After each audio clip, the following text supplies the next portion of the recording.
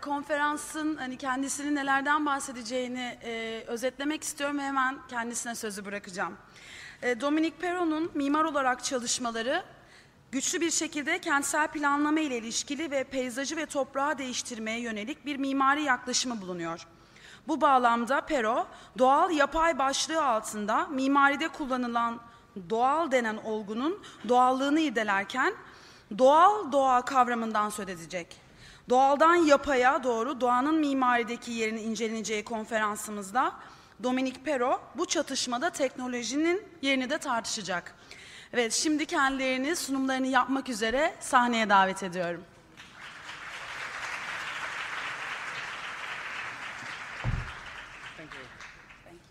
Thank you. OK. Très bien, bonsoir. Merci d'être aussi nombreux. Évidemment, cela fait extrêmement plaisir. Merci au centre YEM de m'accueillir. Bravo pour votre librairie qui est absolument magnifique. Et cela fait plaisir de voir que le monde de la production du bâtiment n'est pas indépendant du monde de l'édition et de la culture architecturale. Donc, bravo et merci.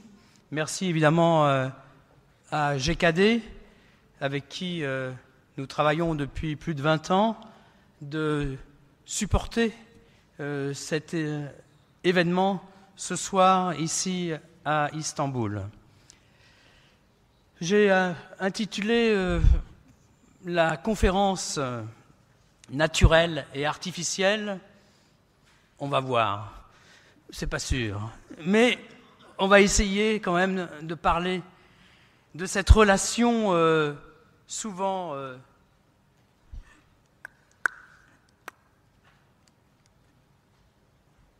une petite minute. Voilà. On va essayer de parler de cette relation qui, moi, m'intéresse entre l'architecture et la nature. Et je commence ici par un travail que nous avons réalisé il y a quelque temps au Danemark, qui est en fait une installation au sens de l'art contemporain qui raconte ce que peut être la relation entre l'architecture et la nature. Nous avons choisi un arbre dans un parc, dans le parc du musée de Louisiana, près de Copenhague, et nous avons autour de cet arbre construit 4 feuilles de verre qui, suivant les saisons, apparaissent et disparaissent. Et cette idée de l'apparition et de la disparition de l'architecture est pour moi un thème très riche du point de vue de la conception et surtout du point de vue de la perception. En effet, lorsqu'on voit ici la présence de ces murs de verre, on comprend que le mur peut séparer ou ne pas séparer, ou bien être un outil de protection entre l'extérieur et l'intérieur. Et c'est toute la définition que je voudrais donner à l'architecture, c'est-à-dire que l'architecture doit nous protéger sans nous séparer. Et donc la question du mur est évidemment une question essentielle. On a, dans les livres, souvent dit, et ce n'est pas faux, évidemment, on a souvent dit que l'architecture, c'était le toit. Moi, je pense que l'architecture, c'est le mur. Le mur est beaucoup moins sympathique que le toit. Le toit, c'est un élément d'architecture qui rassemble.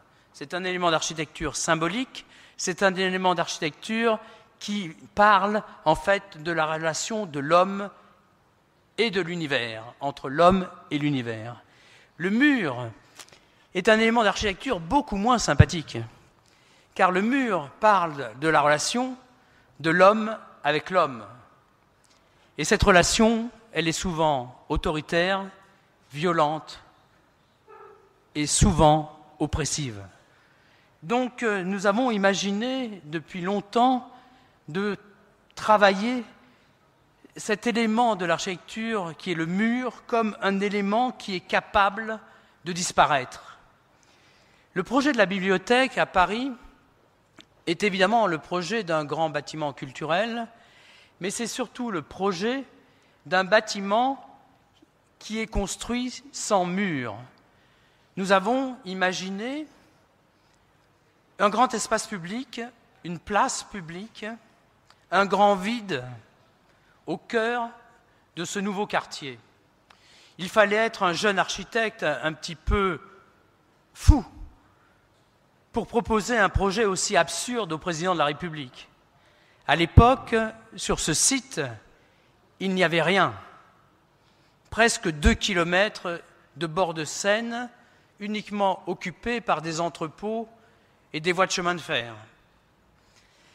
Construire dans ce quartier, sur cette friche industrielle, le long de la Seine, une bibliothèque, pour les architectes, c'était absolument construire un bâtiment. D'ailleurs, Rem Koolhaas, qui faisait partie de ce concours, a fait un magnifique projet qui est exactement l'opposé de ce projet du point de vue du concept.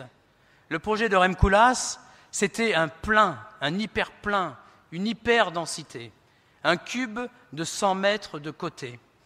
La bibliothèque était un volume plein, dense et solide.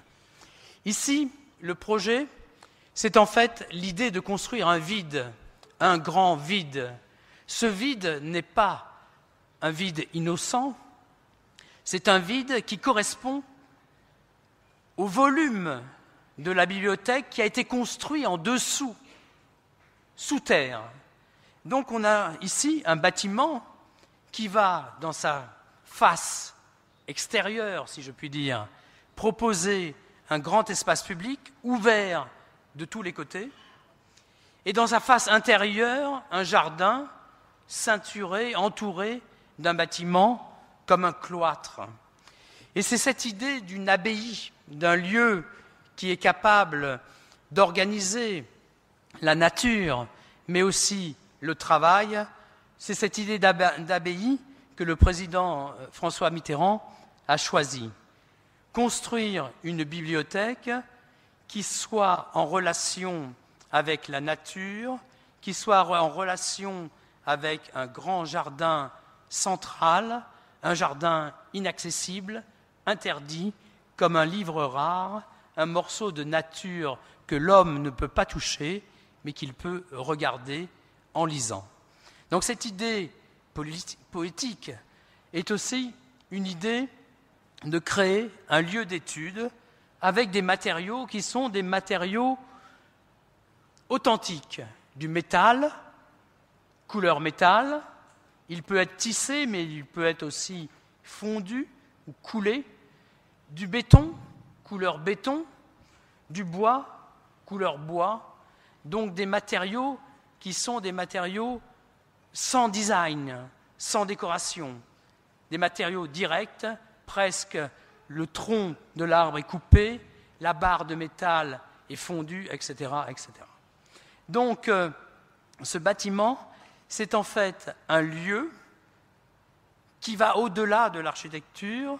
C'est un lieu qui va proposer évidemment 4000 places de lecture, c'est-à-dire une des plus importantes bibliothèques du monde, mais c'est surtout un bâtiment qui va petit à petit organiser autour de lui un quartier sans se couper de ce quartier. C'est un monument sans mur, sans grille, sans colonne. C'est un monument ouvert sur la ville. C'est un monument qui a été financé par de l'argent public. Cet argent public a été utilisé d'une part pour construire une bibliothèque nationale, mais aussi pour offrir à la ville de Paris, aux Parisiens, à ceux qui viendront vivre et visiter Paris, un nouvel espace public, un nouveau jardin du Palais Royal, un nouveau lieu qui sera disponible, gratuit et accessible à tous.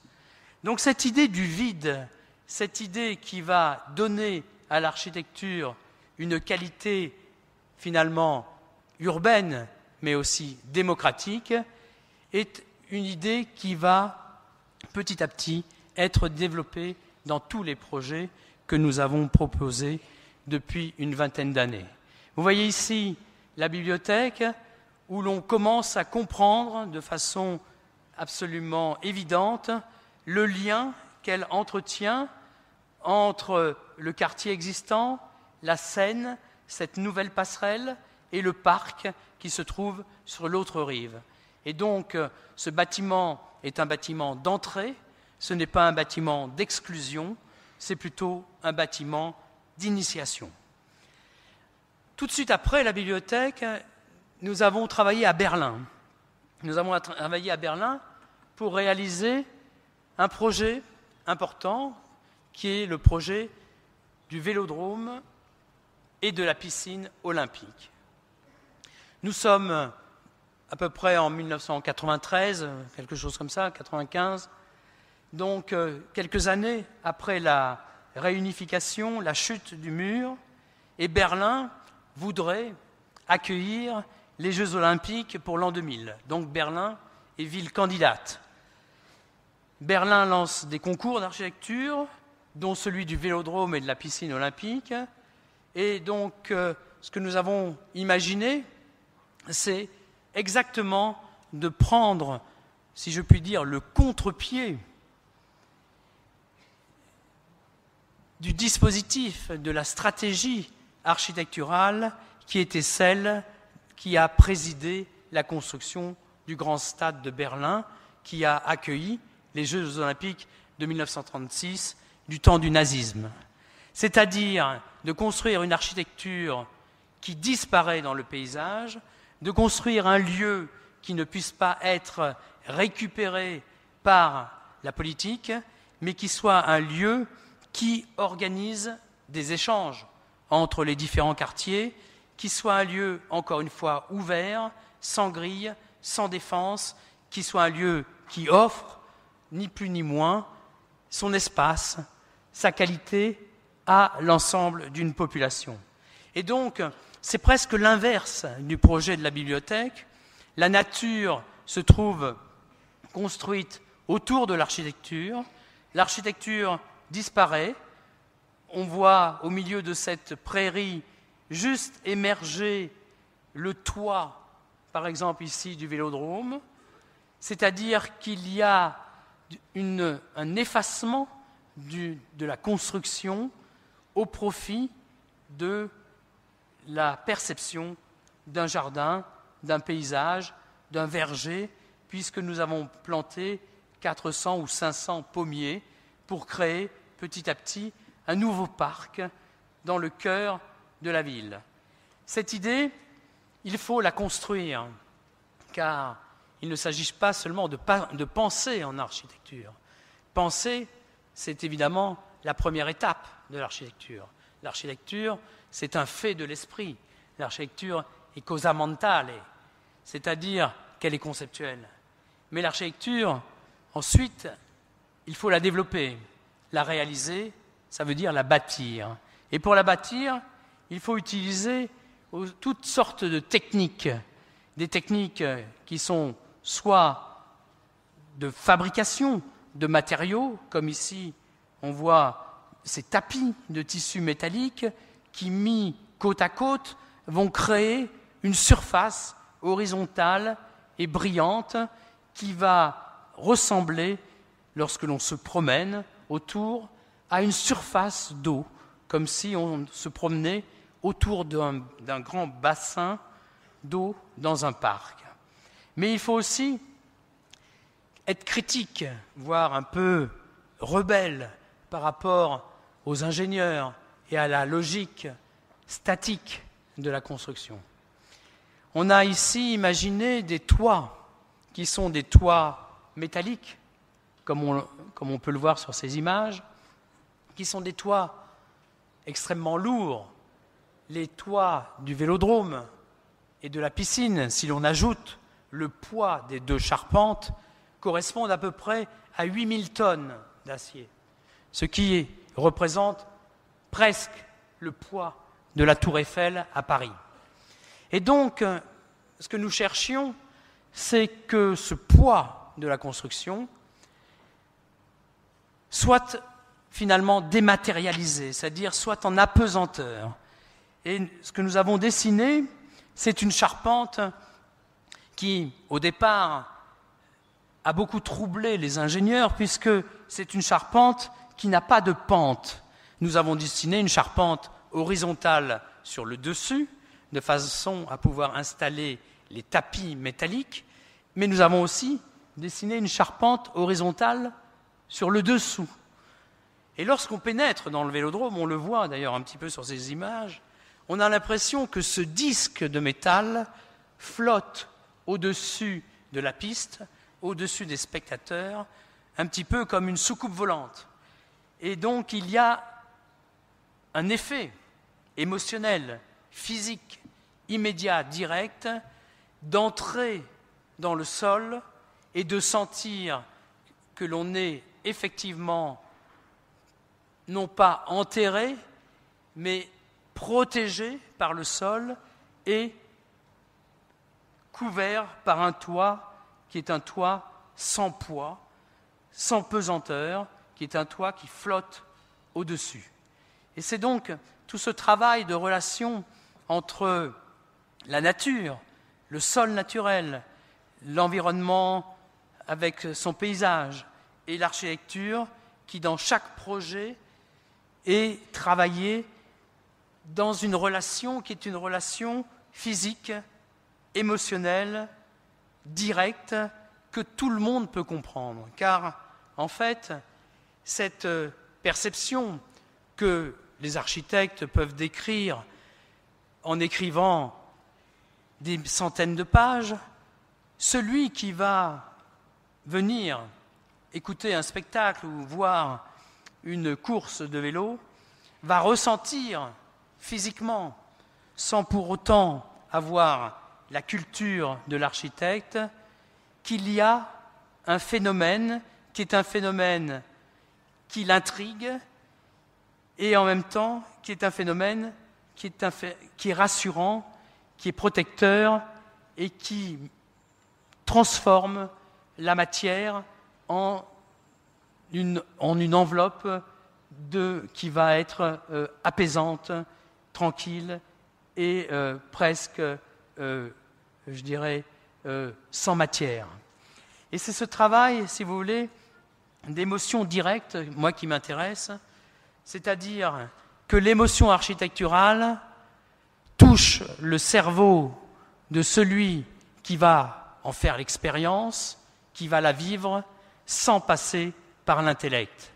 C'est-à-dire une expérience immédiate, personnelle, physique, qui va permettre à celui qui vit un lieu d'être dans une relation humaine, naturelle, intellectuelle, immédiatement, sans explication, comme si cet homme, cette personne, était en fait issu de ce lieu et que ce lieu lui appartient. Et c'est tout ce travail qui m'intéresse, c'est-à-dire comment l'architecture va nous protéger sans nous séparer. Par exemple, Madrid. Madrid, grand projet, ce que l'on appelle la boîte magique, la Magic Box, c'est un projet également sportif, un projet soutenu par la ville de Madrid, aussi dans le cadre de la candidature de la ville de Madrid pour les Jeux Olympiques. Les Jeux Olympiques sont souvent des prétextes et d'excellentes excuses pour transformer des quartiers. Nous sommes ici au sud de Madrid, voilà le site. C'est un site extrêmement fermé, extrêmement difficile d'accès. Vous voyez le chemin de fer, les autoroutes, le Rio Manzanares, la rivière qui traverse Madrid, un ensemble même pas de maisons, de campements. Ici, toute une partie industrielle qui a disparu. Et c'est donc au sud de la ville que le maire de Madrid a décidé de faire construire le nouveau tennis stadium de l'Espagne. Et l'idée, c'est donc non pas de construire un stade fermé, mais plutôt de construire une enveloppe qui va abriter des stades, des tennis, et que cette enveloppe soit en fait un lieu protecteur à l'air libre qui va permettre aux 20 000 spectateurs de pouvoir, entre les matchs, avant ou après les matchs, se retrouver abrités sur une grande place, sur une grande plaza, protégés par ces grands rideaux de tissu métallique, protégés du soleil, protégés de la pluie et protégés du vent. Et donc, notre idée, ça a été en fait d'envelopper la structure des stades et de couvrir cette structure de stade avec des toits qui vont pouvoir s'ouvrir de différentes façons afin de pouvoir faire vivre cette boîte magique aussi bien de jour que de nuit, aussi bien en été qu'en hiver, pour accueillir des événements soit indoor, soit outdoor. Et cet équipement que l'on voit ici ouvert fonctionne comme un lieu central dans ce quartier. C'est-à-dire que ce quartier n'est pas accompagné ou, à côté de la boîte magique. Ce quartier entoure la boîte magique et l'on peut traverser la boîte magique pour aller vers un parc. Et donc, ce bâtiment sert de lien urbain, architectural entre la nouvelle station de métro, le quartier dans lequel il y a une population extrêmement dense, au moins aussi dense qu'à Istanbul, et une population qui va pouvoir profiter non seulement de ce stade, mais aussi de pouvoir traverser le site du stade pour aller jusqu'au bord de la rivière et pouvoir se promener dans un grand parc urbain qui est construit et qui est en train d'être construit par la ville de Madrid pour relier la boîte magique, donc au sud de la ville, avec le centre de la capitale. Donc, ce que je veux dire, c'est que tous ces projets, qui sont des grands projets publics, qui sont des projets politiques, sont des projets qui cherchent à transformer les quartiers, et transformer les quartiers en les reliant, en développant toutes les connexions possibles entre ce qui existe et entre ce qui est nouveau. On voit ici la perception lorsque l'on se trouve à l'intérieur de cette boîte magique. Le tissu métallique est complètement transparent. Il fonctionne comme un grand rideau, il ne sépare pas de l'extérieur et pourtant il protège celui qui va se trouver donc à l'intérieur de cette boîte magique. Par contre, de l'extérieur, il est beaucoup moins transparent car de jour, évidemment, le soleil se trouvant à l'extérieur de la boîte, la réflexion de la lumière est très forte et donc la partie extérieure est brillante ou tout au moins plus opaque. Alors que la nuit, c'est exactement l'inverse.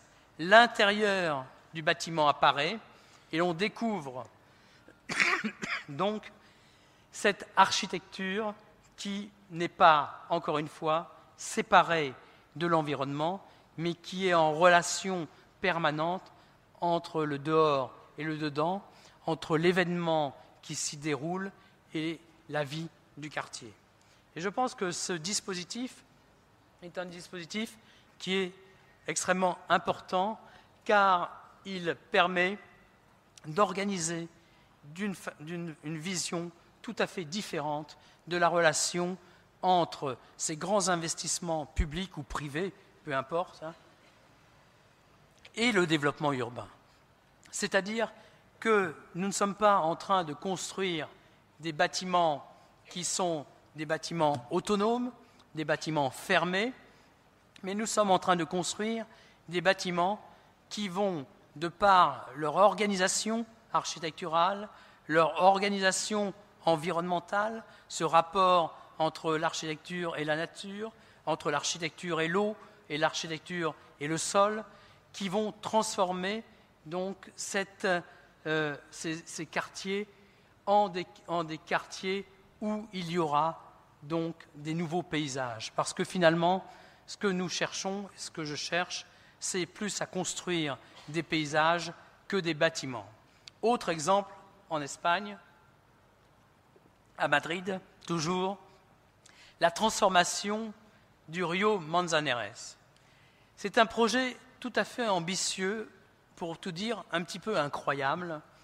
La ville de Madrid a décidé de faire disparaître les autoroutes qui longeaient la rivière et qui traversaient la ville. Imaginez donc une petite rivière. Le long de cette petite rivière, il y a donc 4 fils de voitures d'un côté, 4 autres fils de voitures de l'autre côté, plus les rues de bordure, donc en fait une barrière physique totalement infranchissable qui coupe la ville en 2 parties. L'idée de la ville, donc de la municipalité de Madrid, a été d'enterrer ces autoroutes. Immense chantier, extrêmement cher, plusieurs milliards d'euros, pour enterrer sur 5 kilomètres toutes les autoroutes au cœur de la ville. Ensuite, lorsque la ville a eu fini ce travail d'infrastructure, eh bien, elle a hérité d'une très grande surface d'espace public au cœur du tissu urbain, au cœur au cœur de la ville. Et donc, a été organisé un concours international pour aménager les bords du Rio Manzanares. Voilà la proposition que nous avons faite, qui est une proposition qui est en fait une proposition de tissage entre les 2 rives. Et nous sommes partis du tissu existant, des rues qui existent, et nous les avons toutes prolongées par un pont, une passerelle, un viaduc, une place, etc. C'est-à-dire que nous avons cherché à relier, connecter les 2 rives qui, pendant des années, avaient été séparées. Et puis, également, ce que nous avons imaginé, c'est que cette rivière, qui est très petite, en fait, c'est un ruisseau presque, au cœur de Madrid, il fallait peut-être que qu'on la sente, qu'on la voie beaucoup plus, et qu'on en profite, et que ça devienne un grand parc aquatique. Et donc, voilà la rivière, et nous avons imaginé des bassins le long de la rivière, des bassins écologiques, parce qu'on peut également faire un travail de biodiversité, mais aussi un travail de loisirs avec des lieux de piscine ou bien de promenade. Et donc, ce que nous avons voulu montrer avec ce projet, c'est qu'à partir de l'existence, de la situation du tissu urbain tel qu'il était, nous pouvions faire un travail un peu de chirurgien en faisant une couture, en tissant des liens entre les rives avec des dizaines et des dizaines de ponts, mais aussi faire un travail à partir d'un matériau naturel qui est un peu infini, qui est l'eau, et qu'à partir de l'eau, on pouvait donc imaginer une transformation de ce quartier. Finalement, l'équipe qui a gagné ce concours international est une équipe de Madrid, composée d'architectes de Madrid, d'urbanistes, de professeurs de l'école d'architecture de Madrid. Donc, un atelier a été créé avec des architectes de Madrid pour suivre le projet de construction et de réalisation d'un grand parc. Ce qui a été une très bonne idée parce que ce parc, évidemment, vous imaginez, avec tous les tunnels souterrains, avec toutes les installations techniques, etc., demandait à ce que l'équipe d'architectes, de paysagistes soit installée vraiment, habite presque jour et nuit sur le site de la construction. Mais 3 prix ont été donnés. Un premier prix pour Herzog et de Meuron, les architectes suisses, sur ce secteur près du Palais Royal. Nous avons eu un autre prix sur le secteur près du stade. Et puis Baldeweg, autre architecte espagnol, a eu un autre prix un petit peu plus au sud du projet.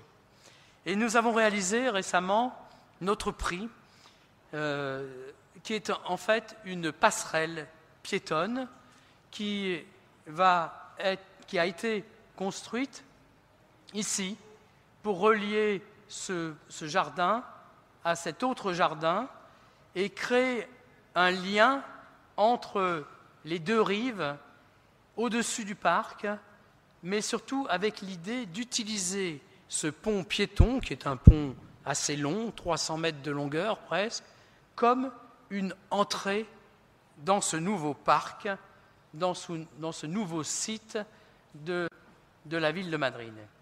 Et nous avons donc imaginé différentes solutions, toujours avec l'idée que, évidemment, un pont, a priori, c'est fait pour aller d'un côté à l'autre. Mais un pont piéton de 300 mètres, c'est un pont qui propose une promenade qui est assez fatigante. Et donc, l'idée, c'était toujours de trouver un lien entre la promenade en longueur et le parc lui-même. Et donc, nous avons imaginé de casser ce pont en 2 morceaux. Donc, nous avons dessiné 2 cônes qui sont cassés à cet endroit et qui vont reposer sur une petite colline. Voilà le site au début des travaux. Vous voyez les autoroutes, vous voyez la blessure finalement au cœur de la ville. Un peu plus tard, les autoroutes ont commencé à disparaître, elles sont enterrées. Ensuite, elles ont complètement disparu. Voilà donc tout le terrain public qui est récupéré par la ville. Et ensuite, le parc commence à être construit, comme on peut le voir ici, avec la passerelle qui va donc relier ces 2 côtés. La rivière a été également contrôlée, si je puis dire, de façon à ce qu'il y ait de l'eau en permanence et que l'eau soit plus présente. Le parc se dessine et vous voyez la passerelle qui va donc ici, sur cette petite colline, s'ouvrir et permettre d'avoir une vue d'une part sur le pont de Toledo, qui est le pont historique de Madrid, et sur cette autre partie du parc, et créer donc un peu ce que l'on appelle la grande entrée du parc de Manzanares, où vous voyez ce travail de 3 spirales, une spirale vide, une spirale avec une structure métallique et une autre spirale avec un tissu métallique. Ces 3 spirales correspondent exactement à 3 raisons particulières. La spirale vide, c'est pour créer des fenêtres sur la ville. C'est-à-dire que lorsque l'on va traverser ce pont, on va avoir des vues qui vont être cadrées sur la ville. Les fenêtres avec cette structure métallique sont des fenêtres qui vont créer de l'ombre, car à Madrid, évidemment, un des problèmes, c'est les 40 degrés l'été et donc une chaleur, évidemment, très forte. Donc, se protéger de la chaleur. Et puis, avec le tissu métallique, c'est pour créer de l'ombre et donc des lieux où l'on peut s'asseoir, où l'on peut être protégé du soleil, mais aussi, cet ensemble fonctionne comme une surface un lieu public qui est protégé de la pluie et protégé du vent. Et donc, on peut traverser à pied, mais aussi, comme on le voit ici, en vélo, d'un côté à l'autre, tranquillement, en se promenant. Et les Espagnols, et en particulier les habitants de Madrid, ont adopté cette passerelle de façon tout à fait extraordinaire. Ils l'appellent le salon, comme un living room, si vous voulez.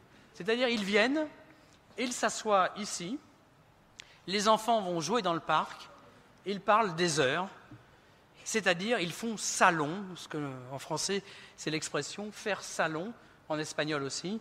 Et donc, ils s'installent, et ce n'est plus une passerelle avec du passage d'un côté à l'autre, comme un pont fonctionnel, comme une infrastructure. C'est en fait un espace public, un lieu urbain, qui permet de s'asseoir, de se rencontrer, qui est en fait un lieu qui accompagne le projet du Grand Parc, qui constitue évidemment son entrée, mais qui constitue aussi un morceau d'architecture, car c'est indiscutablement de l'architecture, c'est une réelle structure de pont, il n'y a pas de poteau sur 150 mètres et sur 130 mètres, donc c'est une vraie structure architecturale, mais qui s'organise dans une relation de porosité, de transparence, d'échange avec son environnement, tout en créant un lieu intérieur qui est un lieu de protection. Ce travail est un travail qui s'appuie sur une vision et sur une inspiration, si je puis dire, qui est liée en fait à la géographie et au paysage. Et nous avons réalisé, ou tout au moins nous avons projeté l'aménagement de la grande plage de Tenerife aux Canaries, à Santa Cruz de Tenerife. Cette grande plage que vous avez ici, cette grande plage blanche, est en fait la plage de la ville de Tenerife. Et vous avez dans les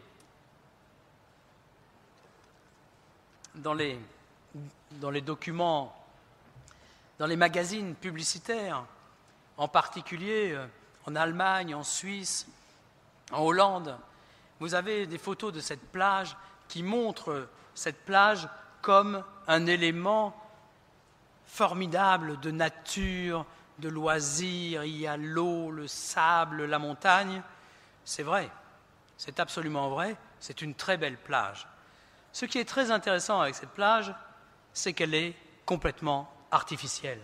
C'est une plage qui a été construite dans les années 70, avec du sable qui vient du Sahara, à peu près à 100 km d'ici, parce qu'une plage de sable blanc sur une île volcanique, ça n'existe pas. Le sable à Tenerife est naturellement noir. Mais comme l'homme a toujours une idée qu'il croit naturelle de la nature, il a imaginé que c'était beaucoup plus sexy d'avoir du sable blanc. Et donc, il a construit cette plage, qui est une plage artificielle avec sa digue, et c'est un lieu objectivement vraiment sexy. Mais c'est un lieu qui est bâti, c'est-à-dire que c'est une nature construite.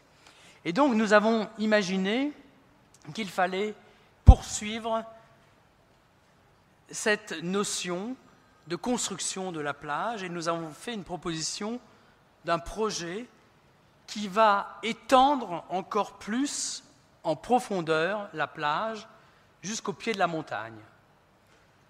Et c'est ici. Donc nous avons proposé de doubler la surface de la plage avec encore plus de sable blanc. Mais aussi, nous avons imaginé de reconstruire la géographie originelle de ce site. Parce que la géographie originelle de ce site, c'est aussi cette colline que vous voyez ici, cette colline qui n'a pas une forme naturelle, puisque vous voyez que le sommet de la colline est plat. Vous imaginez que cette colline, naturellement, était beaucoup plus haute. En effet, durant la dernière guerre, cette colline a été rabotée, coupée, arasée, si vous voulez, et dessus, on a installé des batteries, des canons anti-bateau ou anti-avion, je ne sais pas, anti-aérien. Donc, nous avons imaginé de retrouver la forme de cette colline, mais en construisant de l'architecture. Voilà la colline. Pardon.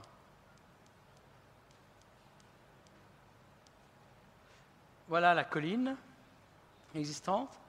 Et donc, on a imaginé, d'une part, de commencer à construire un hôtel sur la partie arrière, ensuite une plateforme au niveau de la colline, dessus de prendre un morceau de ce village, de l'installer ici comme pour qu'il ça devienne des restaurants, des chambres, piscines, etc.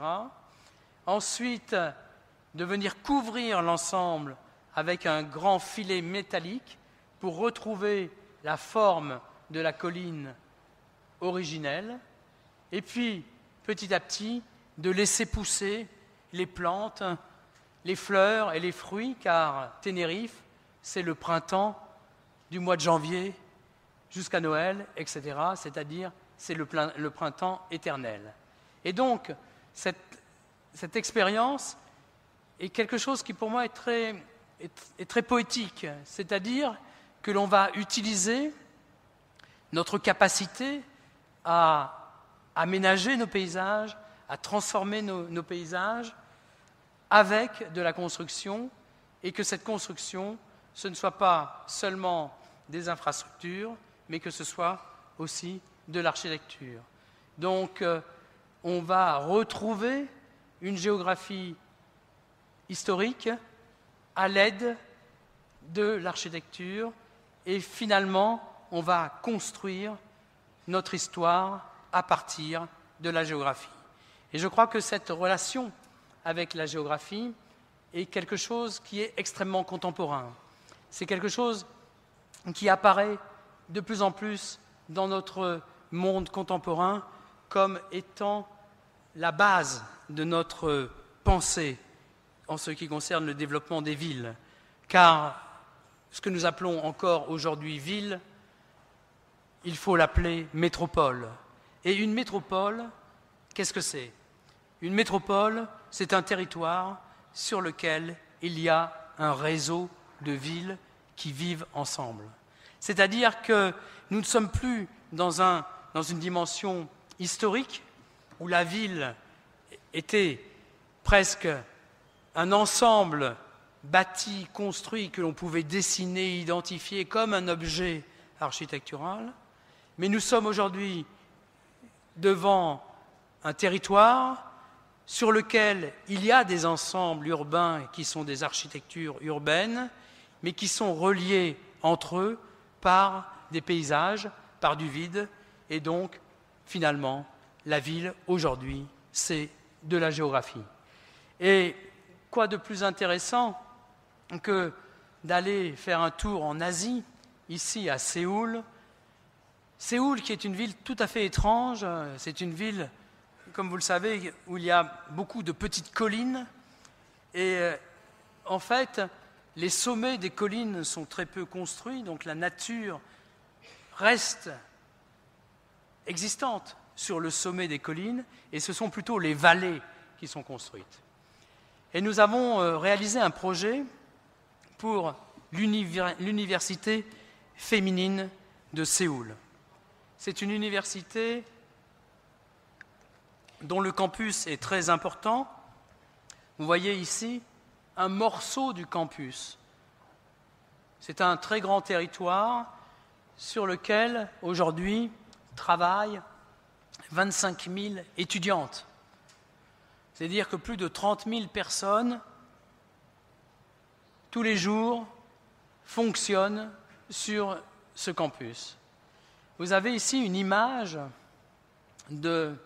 une photo aérienne du campus il y a 7-8 ans à peu près, avec ce petit pont, la voie ferrée, le petit pont, et ici il y a une station de métro, et historiquement c'est l'entrée de l'université. Et les jeunes filles disaient, lorsque l'on passe sur le pont et que le train, à l'époque, avec la vapeur, donc avec la fumée, si on peut dire, passe en dessous, eh bien, on aura de la chance, c'est un porte-bonheur pour les examens. Aujourd'hui, le pont a disparu, car toute la voie ferrée est couverte, il y a une nouvelle gare, il y a le TGV qui passe en dessous, mais c'est toujours l'entrée historique de l'université. Et donc, de la gare, du métro, des milliers d'étudiantes arrivent sur ce campus, dont l'entrée principale se trouve ici. Le sujet, c'était de transformer tout ce secteur, qui est donc occupé par un parking et un terrain de sport, d'entraînement, et de transformer ce site pour qu'il devienne ce que l'université a appelé le Campus Center, c'est-à-dire d'offrir aux étudiantes 100 000 mètres carrés, ce qui est donc une surface très très importante, de services, uniquement des services. C'est-à-dire, il ne s'agissait pas de construire des nouveaux pavillons pour les étudiantes, mais de construire un lieu qui soit un lieu urbain, un lieu de rencontre, un lieu qui introduit la ville à l'intérieur de l'université. Et c'est une idée qui est une idée vraiment extrêmement intelligente et, je dois dire, un petit peu révolutionnaire. Pourquoi ? Parce que ce territoire, c'est un territoire qui a été, qui est né, avec l'université il y a à peu près 120 ans.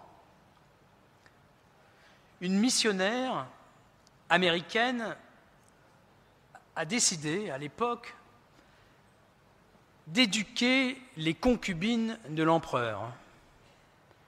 C'est l'origine de cette école, c'est l'origine de cette université. C'est une université chrétienne, c'est-à-dire qu'en Asie chrétienne, c'est-à-dire c'est protestant, un peu catholique, et puis un peu chamaniste. C'est quelque chose qui est un petit peu hybride, mais c'est une université qui est donc une université religieuse. Donc, vous comprenez très bien que l'histoire de cette université, avec que des filles, c'est une histoire d'un lieu fermé. Car cette université, depuis toujours, a produit les femmes coréennes éduquées et vierges. C'est l'histoire de l'université. Aujourd'hui, les jeunes filles coréennes ne restent pas dans l'université. Il n'y a plus de murs. Elles viennent suivre leurs cours et ensuite, elles vont tout de suite en ville. Parce qu'en ville, il y a la vie. La vie n'est plus dans l'université. Et donc, le board de cette université, qui est constitué que de femmes, a eu une idée que je trouve vraiment extrêmement intelligente, c'est d'introduire à l'intérieur de l'université ce que les étudiantes allaient chercher en dehors de l'université. Et donc, elles ont lancé un concours international pour imaginer le cœur, le centre, la nouvelle entrée de l'université en relation avec le quartier. Et nous avons proposé l'idée de ne pas construire justement 1, 2, 3 pavillons, mais de reconstruire le paysage d'origine de l'université. C'est-à-dire que cette topographie, ce relief, est évidemment c'est un bâtiment, mais c'est d'abord un paysage. Et donc lorsque l'on arrive, on voit les bâtiments qui existent, on voit le bâtiment de la présidence, et on retrouve tous ces mouvements du terrain naturel, si je puis dire, du parc naturel, qui vont abriter toutes les fonctions qui vont être offertes aux étudiantes, c'est-à-dire des théâtres, des cinémas, des lieux de culte, chapelles, des fitness, des librairies, des bibliothèques, des restaurants, mais aussi des 200 salles pour les 200 associations d'étudiantes qui vivent dans l'université. Donc, c'est un lieu qui est un lieu d'accueil, qui est un lieu de rencontre, qui est un lieu de sociabilité, qui est un lieu d'échange. Et aujourd'hui, effectivement, ces étudiantes se sont complètement appropriées cet ensemble.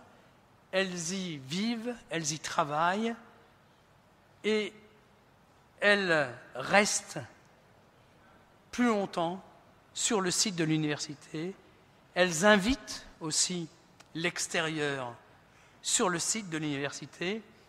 C'est donc devenu un lieu qui est un lieu qui n'apparaît pas comme le grand bâtiment avec ses murs, avec ses colonnes, avec ses toits, avec son architecture, si je puis dire, mais qui apparaît comme le territoire, le morceau du parc qui est ouvert, qui est offert à tous et qui permet d'organiser cette relation entre l'intérieur du campus et l'extérieur, la ville qui se trouve autour.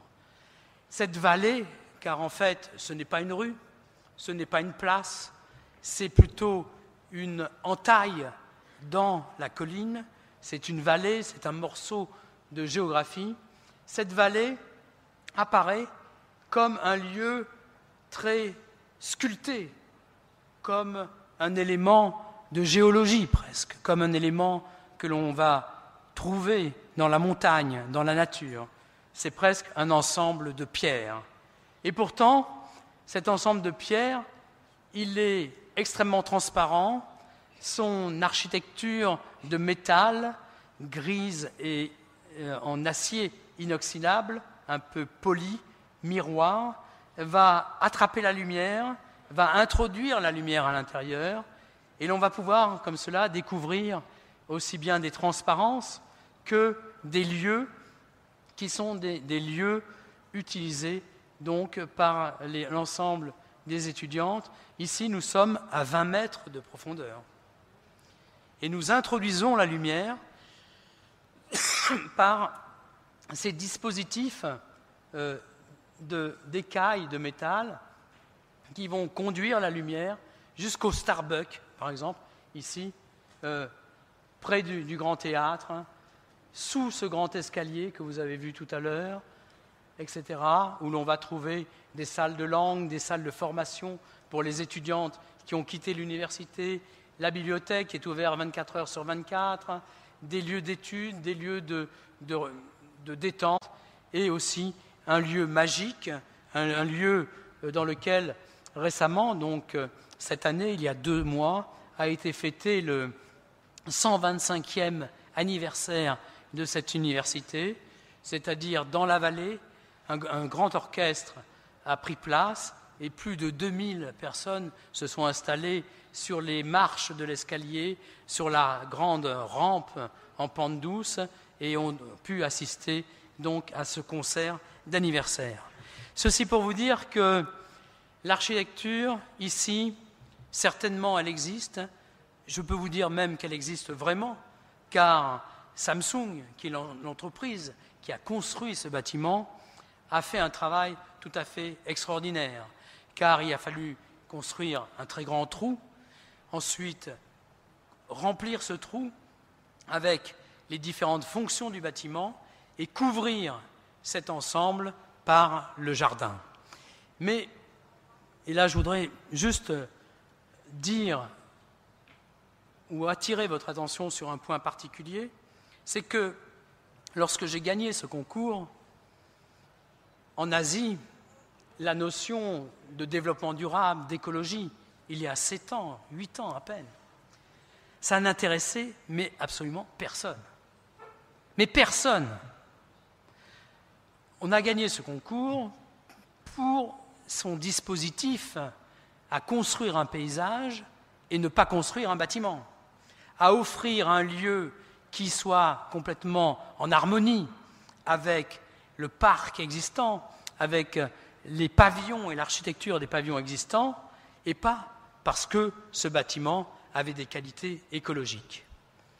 Et pourtant, il a des qualités écologiques. En effet, nous avons travaillé avec des ingénieurs allemands de Munich en particulier pour développer ce qu'en français nous appelons ce système le puits canadien. On peut expliquer ce principe de façon extrêmement simple. Dans tous les pays, tous les paysans, tous nos ancêtres savaient faire fonctionner ce type de système. Nous avons donc creusé un trou. Nous avons creusé un trou dans du rocher, dans du roc. Bien. Eh bien, nous avons installé des grilles dans la partie haute du trou, dans le jardin. Et puis nous allons prendre l'air en haut, au niveau des grilles, et cet air nous allons le conduire naturellement, j'allais dire, jusqu'à 20 mètres de profondeur, là où se trouve la partie la plus basse de la construction, c'est-à-dire ici. Nous prenons l'air à peu près là-haut, il descend le long du rocher, et ensuite on va souffler l'air à l'intérieur du bâtiment. Nous sommes en été. L'air est par exemple à 30 degrés. Là, c'est l'air naturel, il fait chaud, c'est l'été. L'air à 30 degrés va descendre le long du rocher, qui lui est à 10 degrés, 15 degrés peut-être. Donc il va se refroidir naturellement, gratuitement. Et puis arrivé en bas, si l'air n'est pas assez froid, on va juste le refroidir un petit peu plus, et puis on va le souffler, mais vraiment tranquillement, à l'intérieur du bâtiment. Et puis il va ressortir sur la façade par ces différents panneaux, ces fenêtres ouvertes. Nous sommes en hiver. Il fait 0 degré. Nous allons prendre l'air à 0 degré, il fait froid. Et nous allons le conduire le long du rocher, qui lui est toujours à 15 degrés. Et donc l'air va se réchauffer en descendant. Et nous allons, s'il n'est pas assez chaud, par des moyens mécaniques, le réchauffer un petit peu plus et l'introduire à l'intérieur du bâtiment. C'est un système qui est connu dans le monde entier. Il n'y a pas un endroit dans le monde où on n'a pas utilisé ce système d'air que l'on fait descendre à l'intérieur du sol pour le rafraîchir ou pour le réchauffer. Et là, nous l'avons développé, évidemment, tout le long du bâtiment. C'est un bâtiment qui est très allongé, plus de 250 mètres à peu près, et donc de part et d'autre, nous avons presque 500 mètres de radiateurs gratuits. Et l'économie est évidemment très intéressante. Elle n'était pas demandée à l'époque, mais aujourd'hui, elle est tout à fait appréciée, car un bâtiment comme celui-ci, d'après les calculs, nécessitait un budget de 2,5 millions de dollars d'énergie par an en chauffage. Il dépense à peine 1 million de dollars. Et je vous cite cet exemple, pas pour vous dire qu'on est très, très bon, qu'on est très écologiste. Moi, l'écologie, pour vous dire la vérité, ça ne m'intéresse pas beaucoup. Mais ce qui m'intéresse, c'est d'utiliser un site avec ses qualités particulières. C'est-à-dire d'utiliser un lieu comme un matériau, comme on utilise le métal pour faire une charpente, du verre pour faire une façade, eh bien, il faut utiliser le sol comme un matériau vivant de l'architecture, ce que le mouvement moderne n'a pas voulu faire.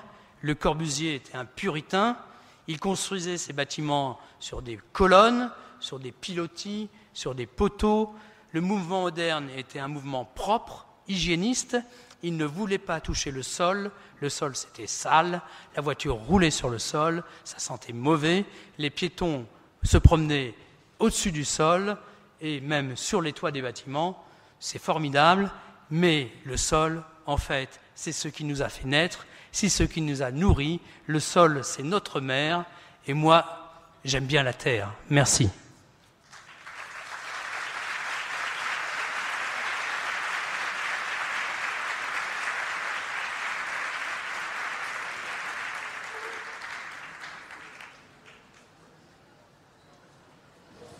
Değerli misafirlerimiz, şimdi soru cevap bölümüne geçiyoruz. Bu sırada